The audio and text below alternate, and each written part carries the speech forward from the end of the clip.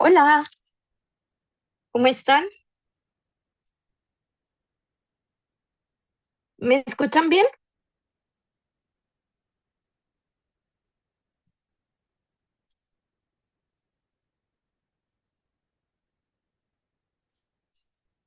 Hola, sí. Hola, sí. Hola, sí. Va, perfecto.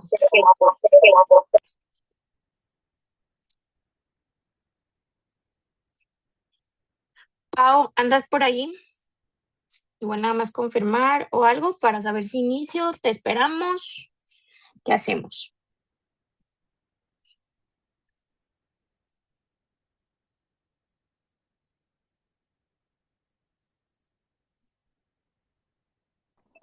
Perdón, licenciada, sí se escucha No, bien. no te preocupes. Listo.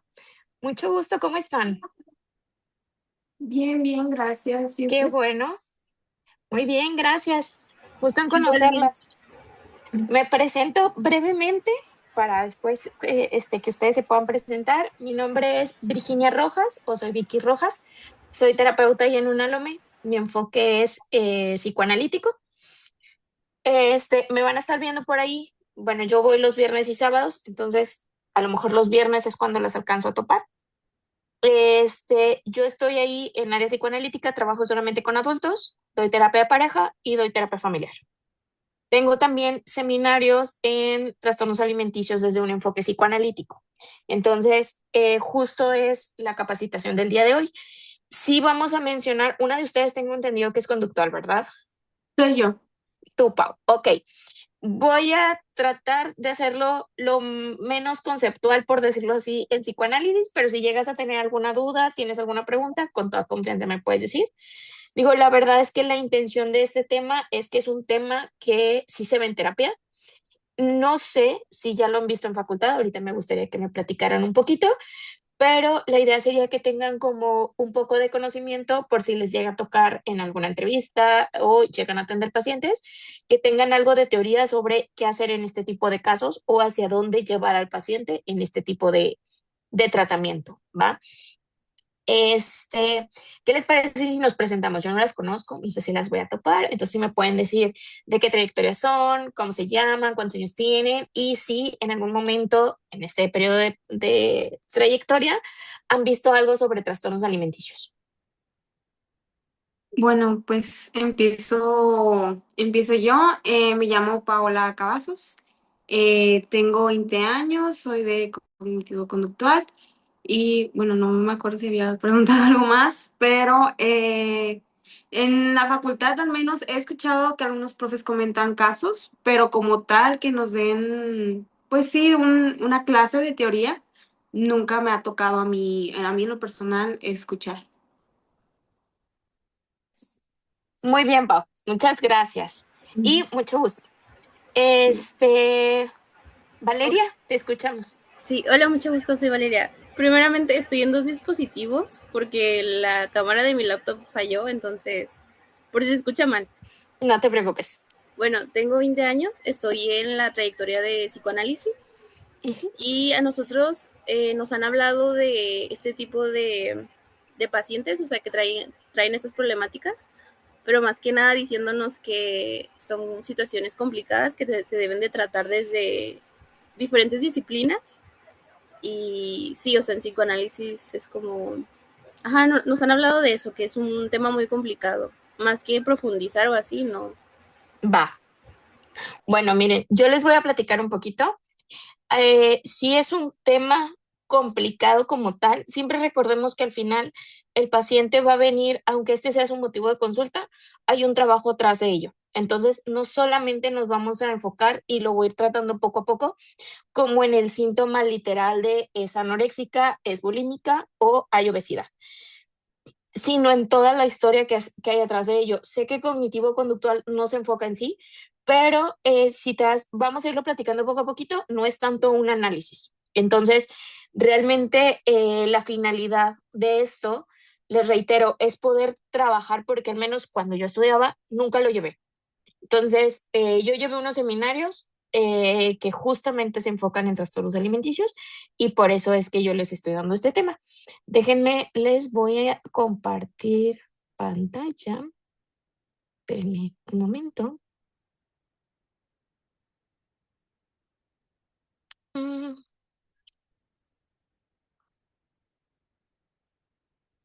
está. ¿Ven por ahí la presentación? Sí, Ok, perfecto. Déjenme. Ay, listo, va. Bueno, ahorita vamos a estar hablando sobre anorexia, bulimia o TCA. Voy a mencionar un poquito sobre depresión, pero, ay, perdón. Si llegan a tener alguna pregunta, alguna duda, sin problema me pueden interrumpir, para ir como avanzando conforme van las diapositivas. Aquí yo les comentaba, bueno, ahorita justo Valeria nos comentaba que sí es un equipo multidisciplinario. Obviamente, cualquier trastorno alimenticio tiene que ir de la mano con un tema médico, doctor, un nutriólogo y un equipo de psicología y a veces psiquiatría.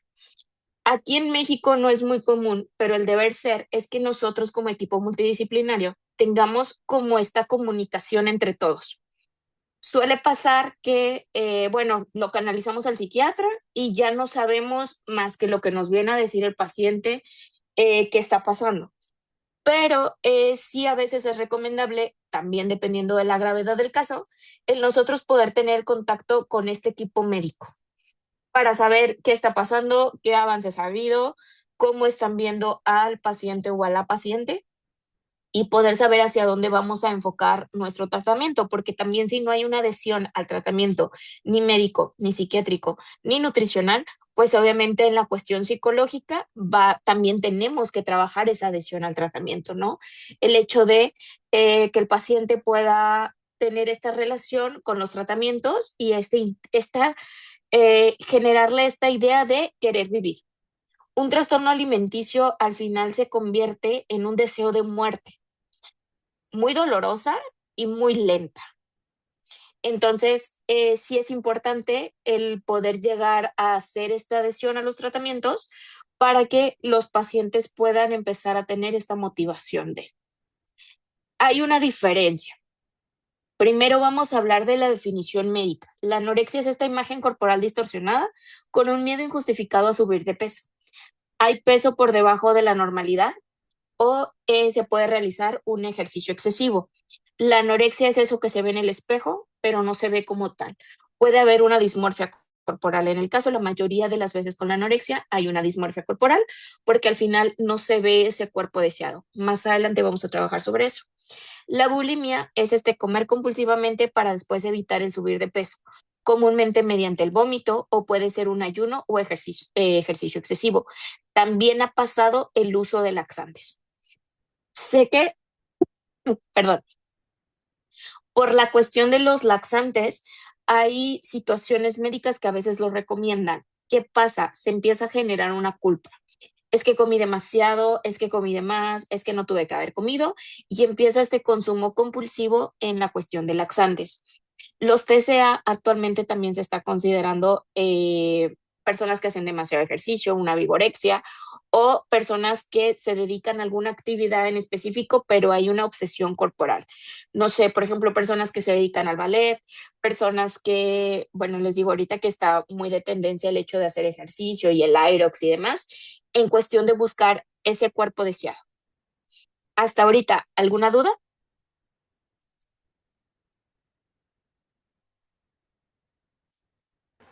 por mi parte no. Va, No, licenciada, gracias. va. Los trastornos alimenticios no se consideran como una enfermedad del apetito. ¿A qué va esto? Eh, la anorexia y la bulimia no lo vamos a ver como eso médico que sabemos. O sea, nosotros no vamos a ver a ese paciente como que, ay, es anoréxico. Para empezar en terapia, nosotros nos tenemos que quitar de estos conceptos morales. Nunca hay que asumir situaciones desde la moralidad o el juicio, ¿va? Entonces, en esto entra la anorexia y la bulimia. Nosotros no vamos a ver ese cuerpo delgado desde la medicina desde el, pero es que cómo, pero cómo estás dejando de comer, pero es que hay que enfocarte en comer. No, porque nosotros no estamos escuchando eso, sino como una posición subjetiva, donde la orientación de la cura está en la escucha de la palabra. Hay una pasión por el vacío. Al final, cuando hay una anorexia o hay una bulimia, ¿qué termina pasando? Si lo vemos literalmente, el estómago se vacía.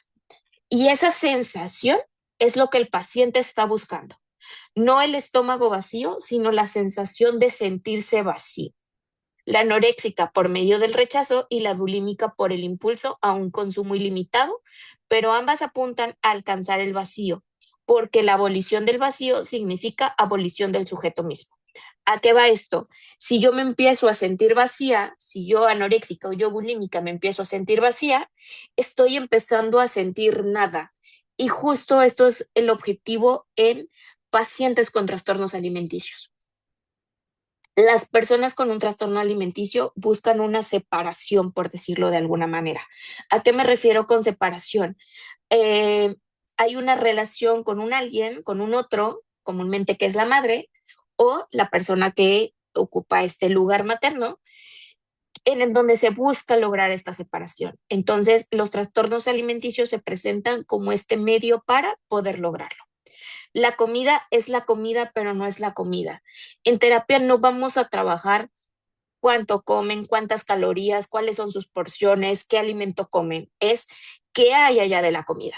Por ejemplo, hay muchos casos en trastornos alimenticios donde hasta el hecho de cómo la madre o cómo esa figura materna ofrece el alimento involucra en que la anoréxica o la bulímica pueda acceder a ese alimento. Es muy diferente que una mamá venga y te diga, oye, aquí está tu platillo para que comas, a que haya un rechazo, te avienten el plato, o que haya un comentario despectivo de todo eso te vas a comer, otra vez vas a volver a comer, es que eso es demasiado para ti, porque ya en esas frases no solamente estamos hablando del cuerpo ajeno, estamos en esta parte involucrándonos en el otro y teniendo una eh, idea que es donde aquí se forma la dismorfia corporal, ¿va? El fenómeno es lo que se muestra, por decirlo así, el vómito, el atracón, el no comer. Pero para el paciente esto no es un fenómeno, es un síntoma.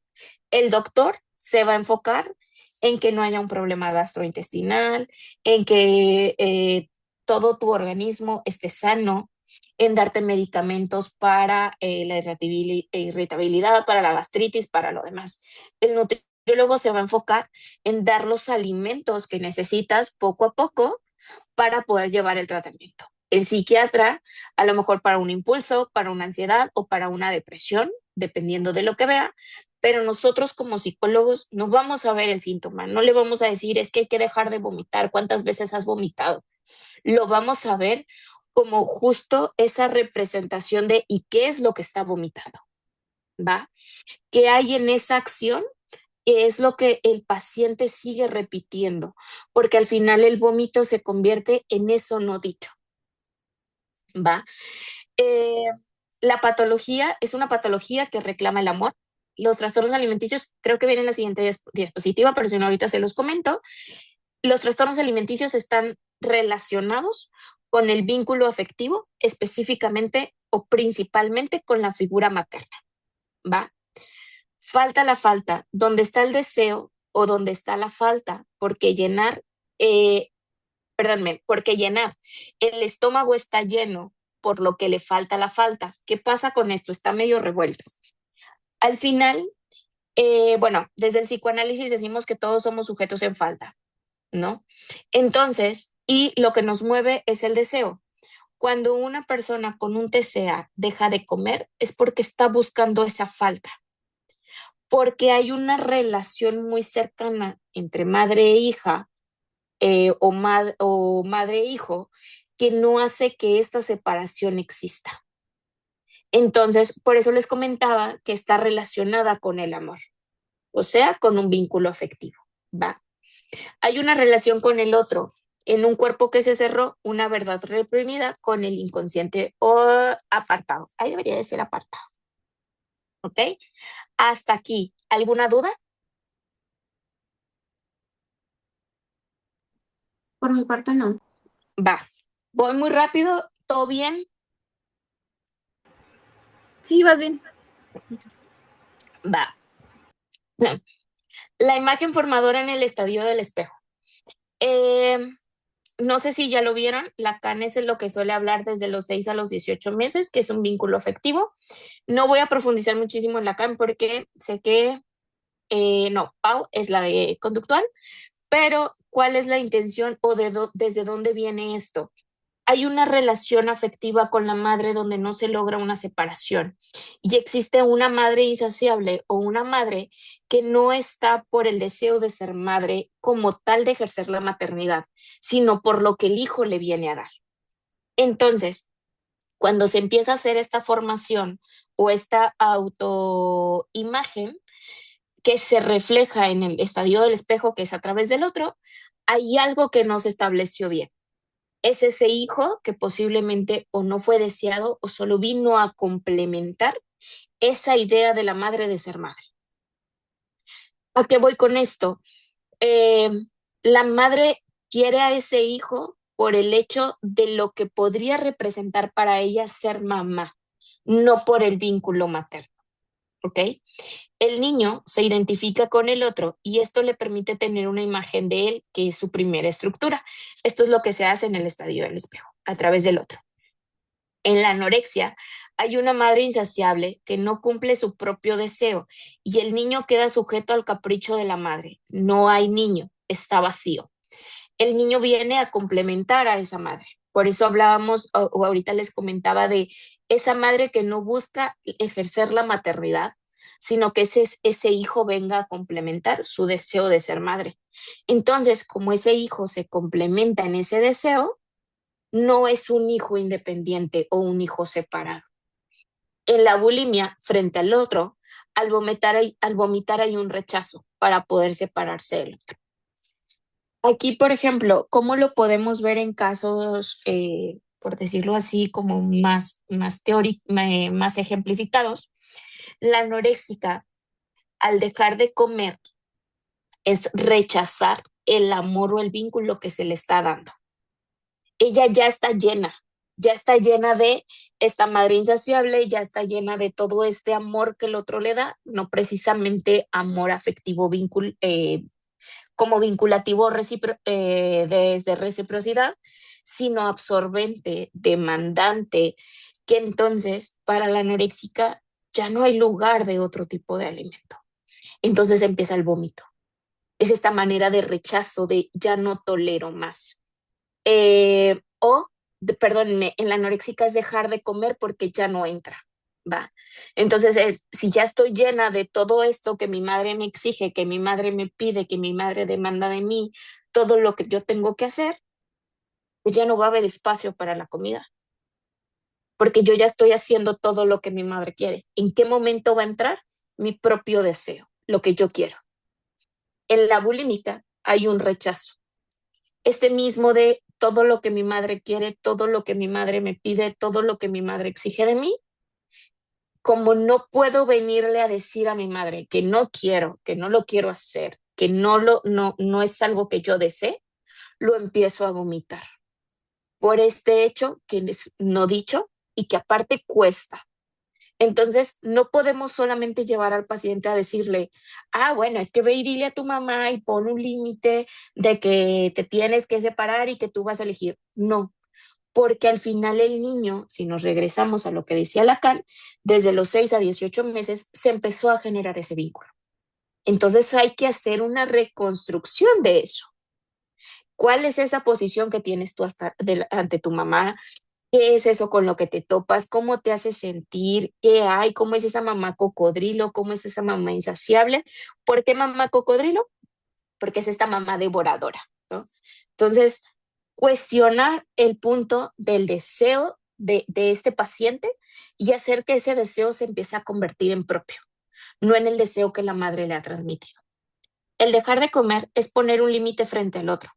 y el desaparecer se convierte como única forma de existencia para no vivir a través del otro, que ese otro no la devore. Ahorita no sé si se acuerdan que al inicio les decía que al final las personas con trastornos alimenticios, perdón, tienen un deseo de muerte. Es esto. Como no le puedo poner el límite a mi madre, a esta otro materno, ¿qué hago? Empiezo a dejarme morir. Entonces, esa es la línea con la que nosotros tenemos que estar, vamos a decirlo como muy conscientes, de al final ese paciente ya tiene una idea de muerte, ya hay un deseo de no querer estar aquí.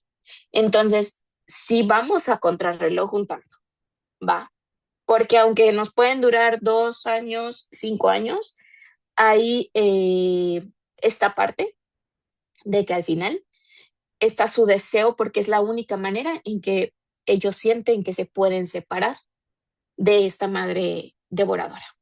Y empieza la pregunta, ¿qué soy para el otro? ¿Qué lugar ocupo para el otro?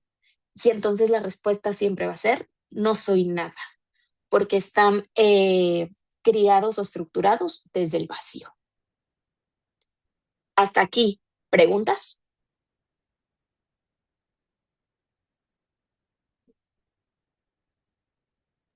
Bueno, yo tengo una. Dime.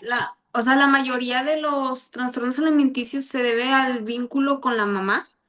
Sí, en la teoría, por ejemplo, comúnmente en Freud vemos la etapa de lactancia y con Lacan vemos en la estadio del espejo. ¿Qué pasa? No, no precisamente es la madre como tal, pero sí esa figura que representa la figura materna. ¿Qué pasa? Se genera un vínculo entre la madre y el hijo. Entonces, ese vínculo al momento se tiene que estructurar y en algún punto se tiene que separar. La madre se tiene que separar del hijo. Desde esta parte de sí estoy para ti, pero eres independiente y tienes que ser. Entonces, con las personas con TCA no se hace esa separación. Por eso hablaba de, a veces la mamá no es que es más que nada el hecho de este hijo me viene a complementar mi estructura de vida. No es que yo desee maternar. Llega a pasar, por ejemplo, en mamás que dicen, es que tengo 5 años de casada y no he tenido hijos. Y ya necesito un hijo porque entonces, ¿qué estoy haciendo con mi vida? Y es que yo siempre he querido ser madre y es que yo siempre, pero a ver, espérame, ¿qué implica ser madre? ¿Por qué hay presión? ¿Qué te va a venir a dar este bebé a ti? Porque entonces no estamos deseando maternar en el otro. Estamos deseando venir a cumplir mi deseo de ser madre. ¿Dónde qué importancia va a tener ese bebé en mi vida y en este rol? ¿Va? El papá, creo que lo comento más adelante. Déjame checar. No. El papá viene, mira, justo aquí viene. El padre viene con operación fallida o ausente. ¿En qué rol juega el padre?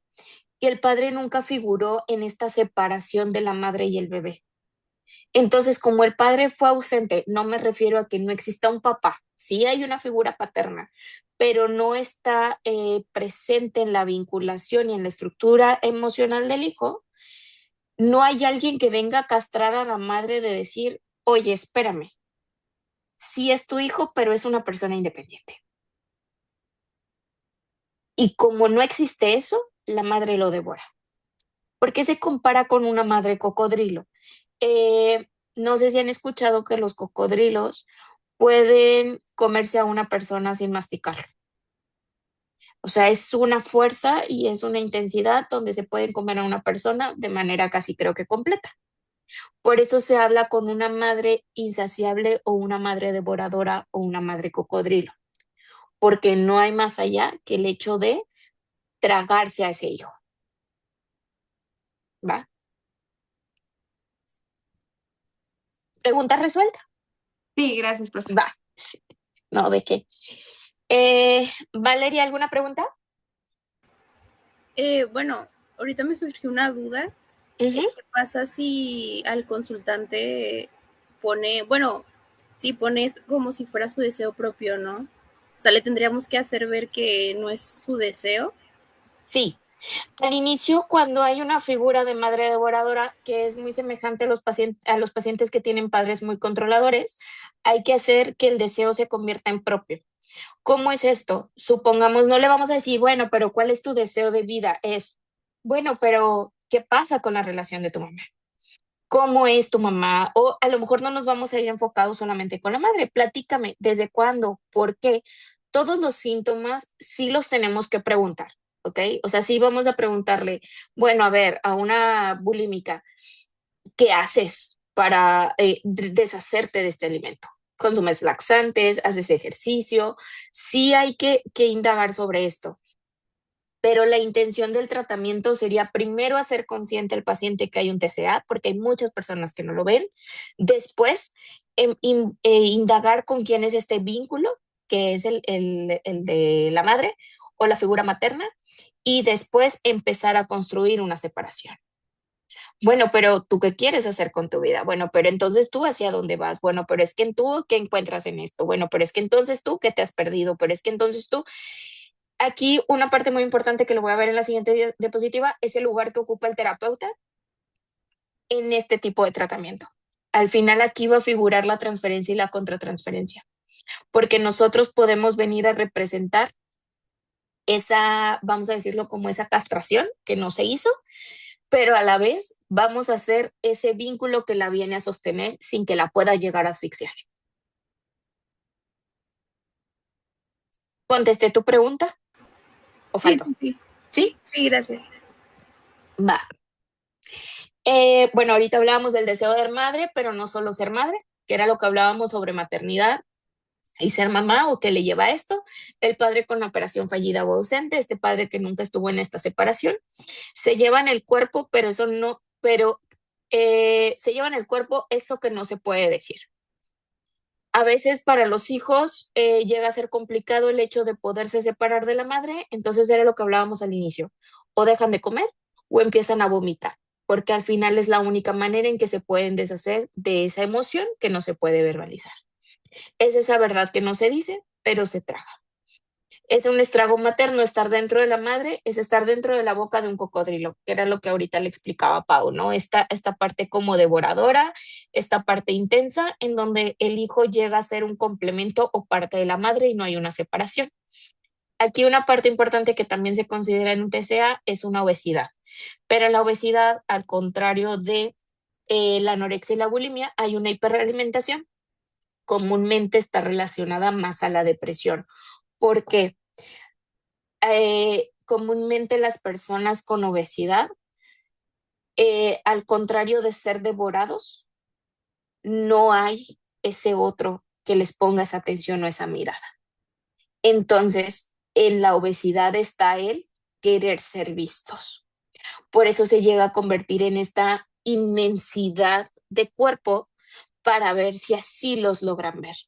Pero está constituida desde la depresión, desde esta parte solitaria en donde logran o quieren ser vistos por un otro.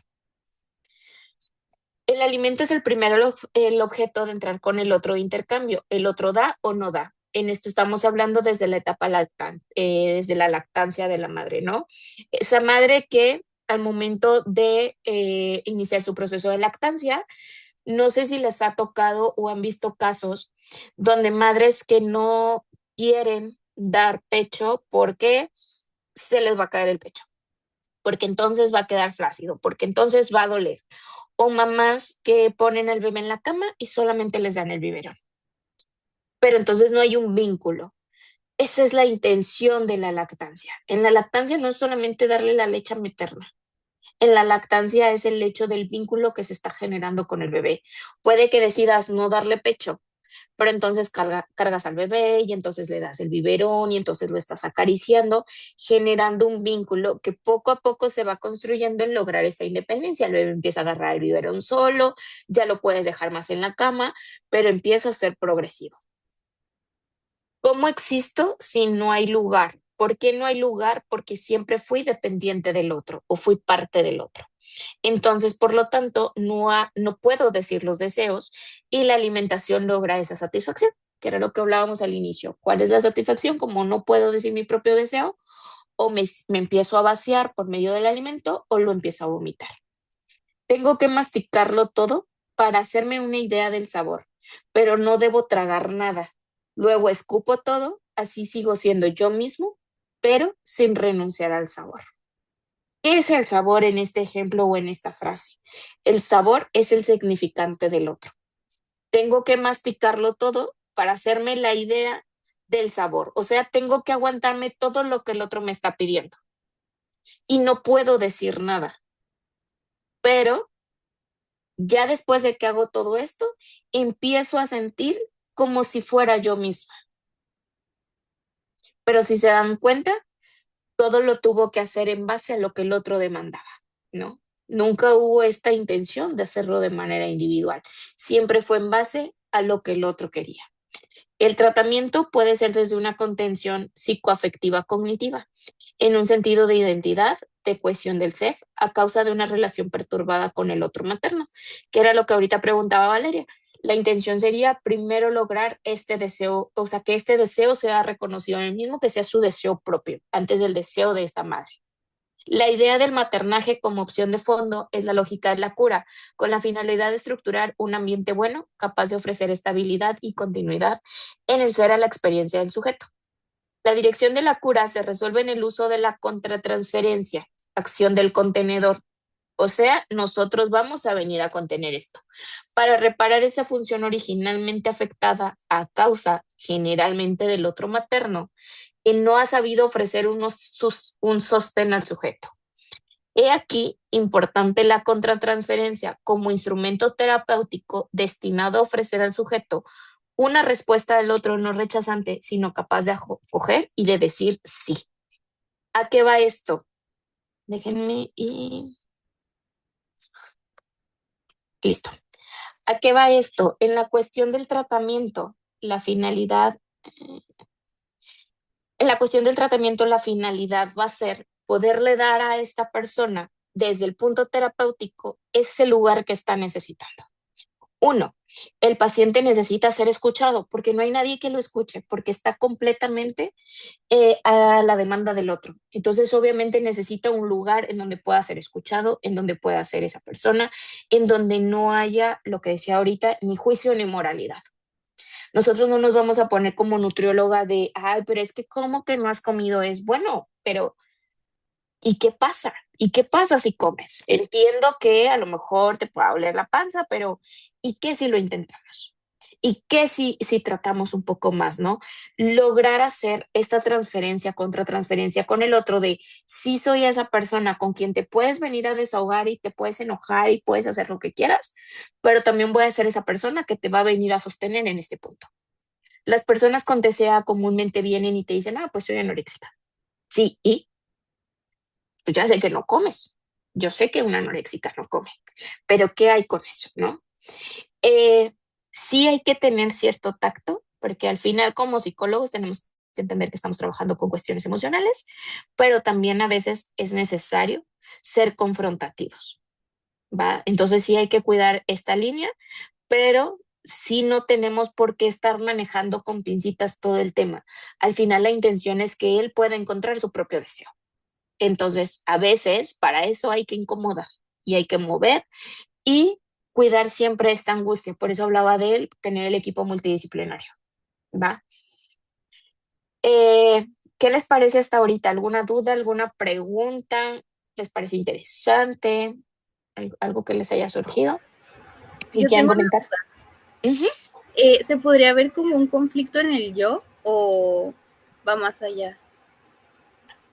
Sí se podría ver como un conflicto en el yo, pero comúnmente los trastornos alimenticios vienen desde una depresión, una melancolía o una manía.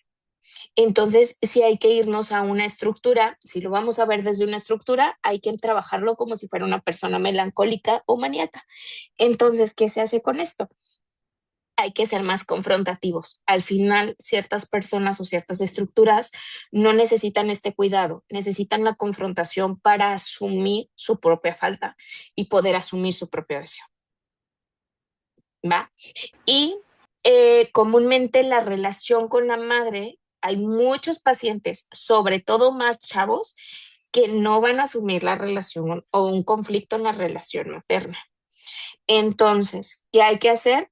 Trabajar sobre el deseo y no cuestionar sobre la vinculación con la madre.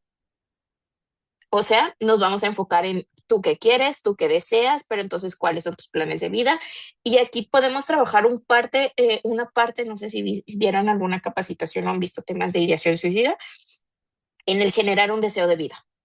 Entonces, aquí también se trataría de enfocar este deseo de vida, pero ¿qué hay más allá? ¿Y hacia dónde vamos? ¿Pero tú qué quieres? ¿Pero qué hay en este camino al final, ¿no? ¿Y hacia dónde vamos a ir para que pueda lograr tener esto? También como parte del tratamiento, supongamos que ustedes están trabajando con un adolescente o con una persona adulta joven, si hay un conflicto con la madre, que a pesar de que vamos trabajando y vamos trabajando y vamos trabajando, la madre sigue apareciendo, se puede hablar con la mamá, ¿va? No como el tu mamá es el problema, sino como el yo que puedo, cómo la mamá me puede venir a ayudar a mí. ¿Sabe qué, señora? Necesito que entonces la comida, vamos a tratar de prepararle su platillo favorito. ¿Sabe qué, señora? Vamos a tratar de hacer esto. ¿Sabe qué, papás? Vamos, papá, involúcrate, ven a la cita, ven a la entrevista, vamos, empieza a figurar. Entonces, sí podemos hacer esto. Siempre, como en todo tratamiento con adolescentes, el adolescente